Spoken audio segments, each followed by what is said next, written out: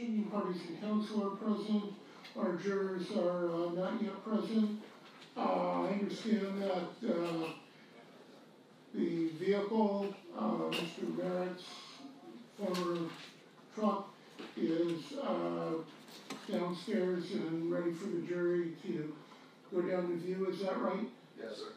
Okay, and where is it at? It's the exact same place that the vans were when we went out to the desert. Okay, so just straight out from the garage. Yeah. Okay. Okay. So we'll do that first. We'll bring the jurors in, tell them what we're going to do. I'll admonish them about how it's, obviously been 9 years since the Mitchell video and 5 years since the initial photograph of the vehicle. So obviously different, it may be different. We know it was painted at least once. There may have been other changes and modifications by other people over the period of time. The light, can we turn on the lights? No, battery's dead. Okay. Okay. Because that's what I'm informed. Do we know if all the lights, or is it, I don't know if all of them work off the battery or some are separate, I don't know. Generally, you need the battery to turn on the lights. So. Well, you would need the battery to turn on the headlights, but I don't know about any of the, and the taillights, but there's other lights. Considering the battery is the complete electrical system of a motor vehicle, that is basic auto 101. Okay. Okay, so I'll advise the jury of that as well.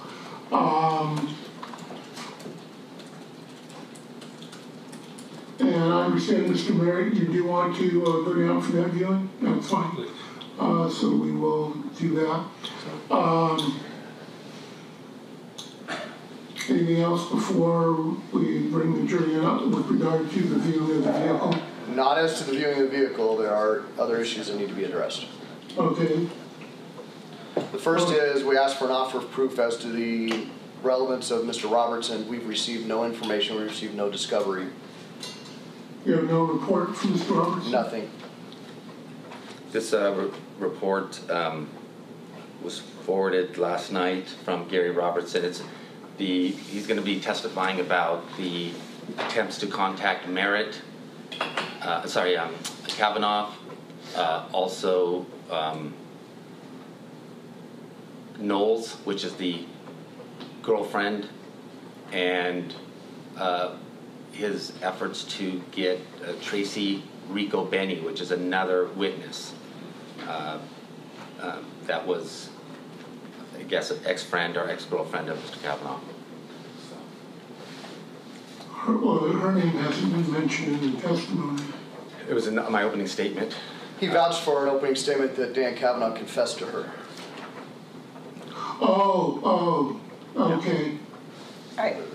So the concern is shockingly, we're receiving discovery of a report that was written last night. Shockingly, it deals with something that is not relevant to the jury's determination of the facts. A defense attorney's efforts or defense investigator's efforts to locate a witness that ultimately is not called as a witness is something outside the scope for the jury to consider. It's not relevant. It's an attempt at backdooring and third-party culpability. Well, and then there's that issue.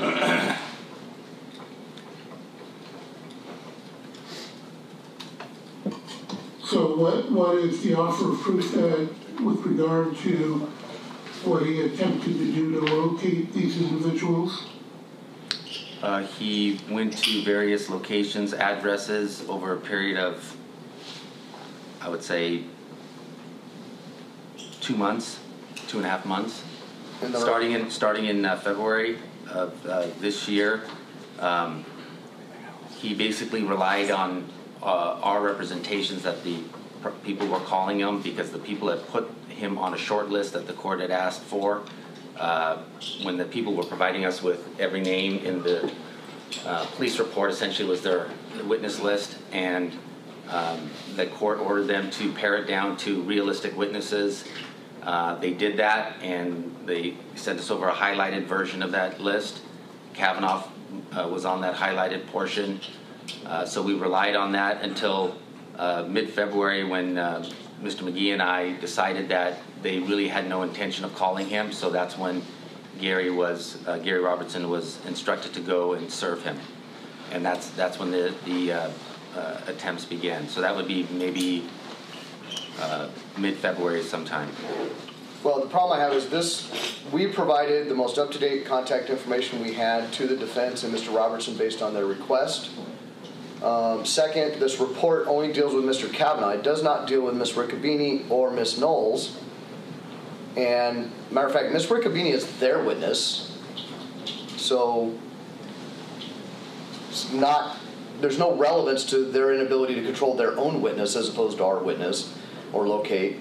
But I think that's more troubling is there is no relevance to we made efforts to find this witness and we're unable to do so.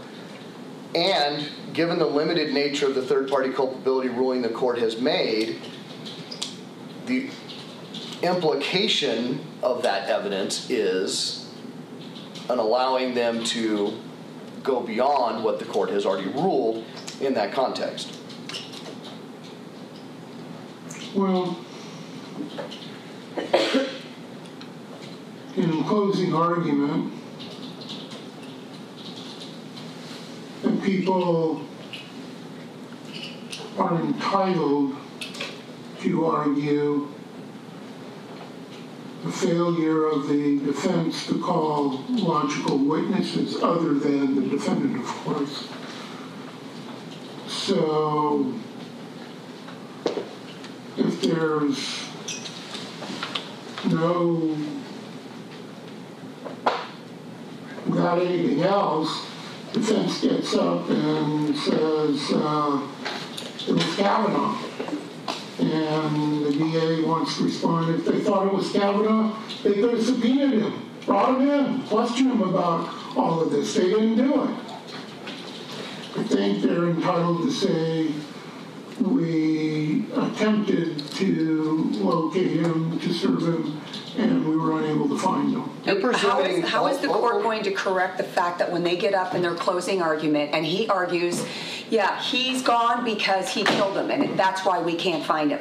Both sides are entitled to make that argument in closing argument, Your Honor, but it's not the proper subject for a witness to come in and testify about. But it's also, the court is presuming that that argument's going to be made as to Mr. Kavanaugh. The people's position really from the beginning is that Mr. Kavanaugh has little to no relevance to this case. The court has made him relevant by allowing in certain evidence as to him, but only in a very limited nature, based on his third-party culpability ruling. I think it's misplaced to assume that that argument's going to be made by the people. Not to mention that this defense attorney questioned witnesses, his computer expert. Do you know if the prosecution has subpoenaed Daniel Kavanaugh? Do you know if the prosecution has subpoenaed Lauren Knowles? Patently improper question. Actually, unethical, violates rules of professional conduct questions. But that's besides the point, Your Honor. I think there is no relevance to this line of questioning as to Mr. Kavanaugh's availability.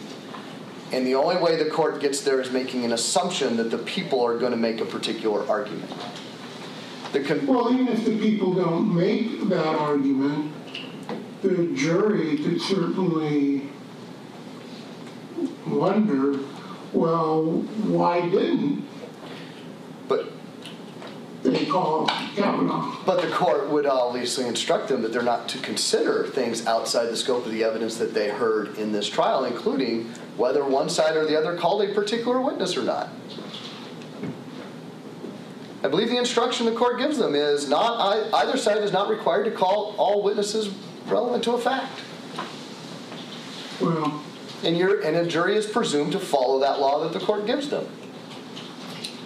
I'm willing to let them put on evidence they attempted to locate or to serve a subpoena on those individuals. Even their own witness? Sure. Really, So Your we get Honor? to, well, here's the problem. That means we get to cross-examine the highly under the influence 11-550 interview that Mr. Moline did with Tracy Reccavini, and the fact that they were in control of that witness, that witness came forward to them, actually, but to both sides. We made her available when she reached out to us, right? I mean, we're getting way far afield to any relevance of this. Plus, the other issue I see with Mr. Kavanaugh, if you want to assume certain things to extrapolate arguments, assuming either side had Mr. Kavanaugh in pocket, brought him in here, given the accusations of the defense, what do you think a reasonable person in Mr. Kavanaugh's position would do? He'd invoke his Fifth Amendment privilege, which would make him unavailable to both sides, right? And therefore, neither side could comment on his ability or inability to testify. So just that is equally possible if the court wants to speculate as to arguments that are made or evidence that could be presented. That's why I think it gets way far afield and is highly irrelevant. And it also and speculative. Begins to dip into what essentially is work product. And I think that's really what they're after. They really want to get to our thought process, and he was on the witness list, he wasn't on the witness list. That's what's really going on here. I want to ask Mr. Robertson, I told you he was on the witness list so you didn't have to serve him, right? And then they didn't call him. Well, there's reasons we didn't call him, and those reasons are protected by work product. Well, I don't think is, I would agree with you, all of that's not relevant. I mean, the only thing that's relevant is I attempted to locate these individuals to serve them with a subpoena.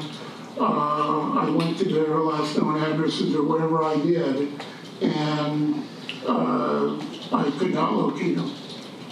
Can I inquire as to what the rationalization is for allowing them to inquire of a witness about their own witness, that they got up in opening statement and said, hey, this witness is going to come in and tell you all of this. They're the ones that sequestered a drug addict away somewhere and counted on her to be able to come in here and give information about this case. How is it that the court is going to allow them to delve into that? I don't see how it proves or disproves a fact of dispute. Well, I mean, that might open the door to what the contacts with that particular witness were prior to the attempts, either prior to or subsequent to the attempts to serve a subpoena. Which is going to involve other witnesses being called. Including potentially Mr. Moline, since he's the one that interviewed her in San Diego. Well, I don't think we're going to do that. I think Mr. Dowdy focuses back to Evidence Code Section 140, which is what is the fact in dispute that it is relevant to prove? And the problem is, even under the court's assumptions of possible arguments, which I've now given the court a second argument that it could assume as being reasonable and within the scope, it has no relevance whatsoever. And you're dealing with a scenario where this individual, Dan Kavanaugh, let's assume that he's following the case. The defense has blabbed to the media numerous times about his culpability. Yeah, I don't think it's a stretch to say he's going to come in here and take the fifth. And if we have to make this evidence, allowing this evidence in, which doesn't prove or disprove any fact in dispute, is going to open that argument for us to say, what do you think he's going to say? Which is not something proper to be commented on in the first place. It's not. Well, my inclination is they're entitled to put on evidence to explain that witnesses that, number one, would seem to be logical witnesses to call, or that they mentioned in their opening statement why they're not being called. Opening statements? I'm willing, if counsel wants an opportunity to find any case authority one way or the other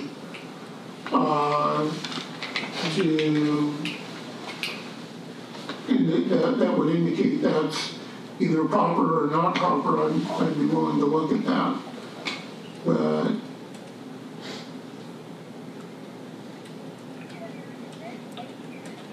Okay. I'm not sure why we give an instruction to the jury then that opening statements are not evidence. And then can we call someone to say why a video clip from a press conference was not coming into evidence that was shown in opening statement over our objection? I mean, this is a path that when you go down the opening statement path, that's a problem. And they showed a video of a press conference they knew wasn't going to be admissible. I objected at the time. The court overruled my objection. Can I now call a legal expert to say, well, that's not, there's no foundation for that. It's not relevant to anything. Or a legal expert to explain why Dan Kavanaugh would likely invoke his Fifth Amendment privilege given the unethical press coverage that the defense has blabbed about his culpability. Well, the defense would probably like the idea that Kavanaugh would take the Fifth Amendment. Right, but see the morass you get into? I mean, if you, I think what Mr. Dougherty is saying, when you open that one door, you open a whole bunch of others that gets way far afield of anything that's relevant for the jury to consider, given the court's instructions it's going to give. Well, as I say, I'll allow both sides to some time to do some research on that to see if there are any cases that address that specific issue one way or the other. Okay. On it. The second issue is Mr. Moline submitted an email at 3:05 this morning a redacted version of the transcript. It fails to comply with the court's orders. I asked the court to return to its original ruling denying admission of that exhibit under 356.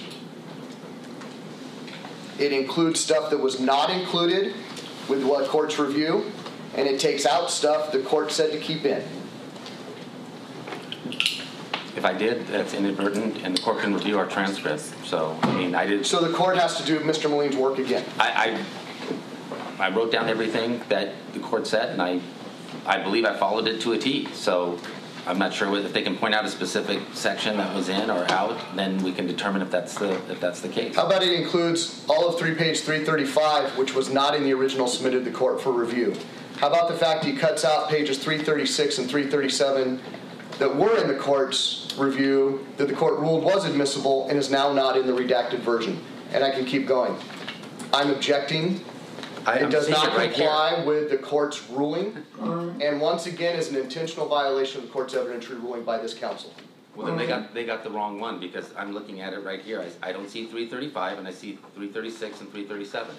So I'm not sure what counsel's talking about. Correct. You included it when it wasn't included in the original. All right, let me see the redacted transcript that you're intending to utilize, and I'll compare it with. Although I do appreciate the admission. And I'll review that.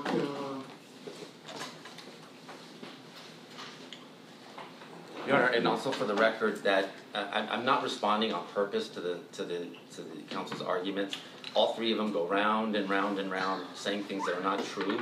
So I'm not responding to every single thing they're saying, because that pattern is not, I don't think, fruitful in moving this trial along. So if I feel that there's anything that they say that has any merit, I will respond to it. Otherwise, it's just not it's not necessary.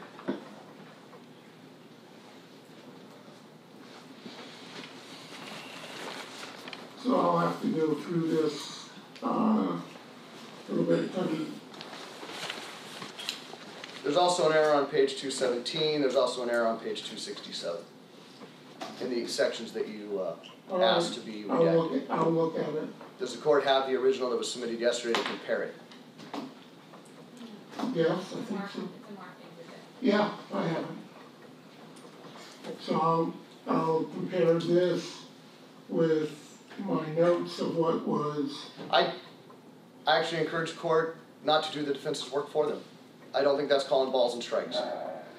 Well, they submitted what they claim to be the redacted transcript to comply with what the court said was admissible. If it meets that, then that's fine. If it doesn't, then I'll rule on what was submitted. Okay? So, The last thing that I wanted to address, it has bothered me since yesterday that Mr. McGee's response to the court was that he will not know if he's able to proceed until the day he gets here, and, you know, he doesn't know if he can swim until he gets to the pool, right? Was, I think, the analogy he used. So the concern I have is, given that state representation as to his ability to proceed, isn't that a day-by-day judgment, and should not we bring the jury and Mr. McGee back every day to see if he can swim that day, starting on the 13th? I'm gonna wait until the 21st, as indicated, to give Mr.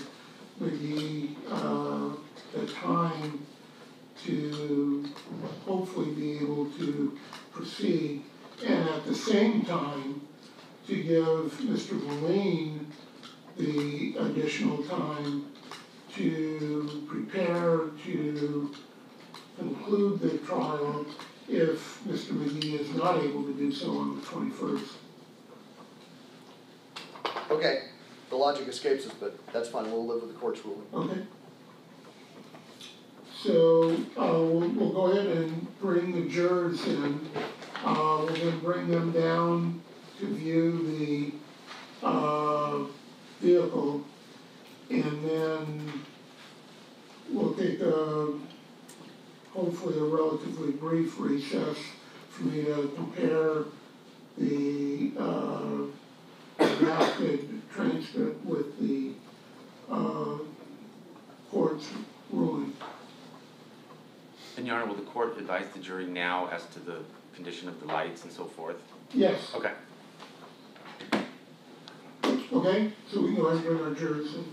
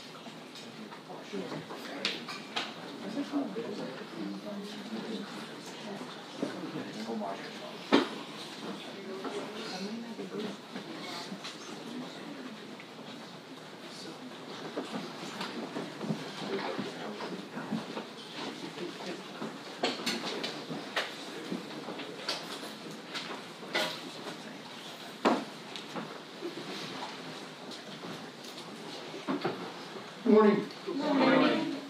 The Federal Court are back in session. Parties and counsel are present. All members of our jury and our alternates are present. So we do have Mr. Merritt's former truck here downstairs. So we're going to let you go down and take a look at it in a couple of minutes. A couple of things to keep in mind when you're looking at the truck.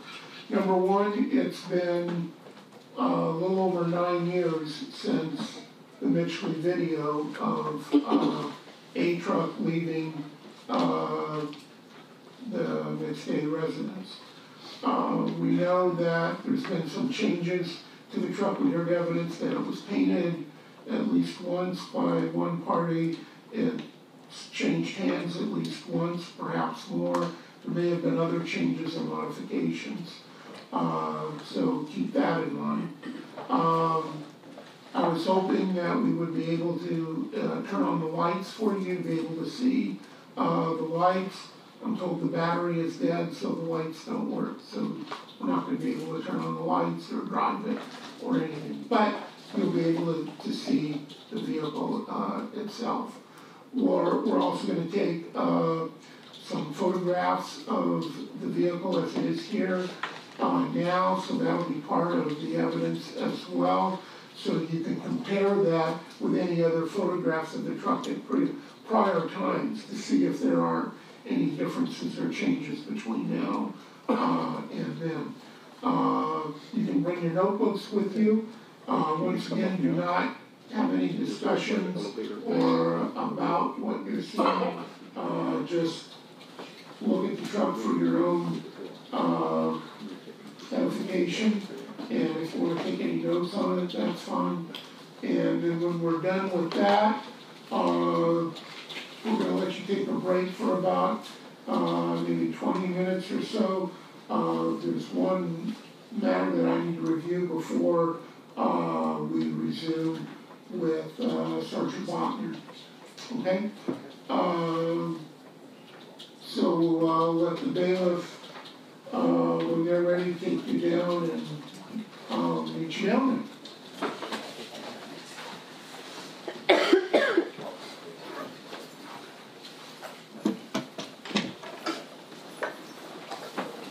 You guys follow me?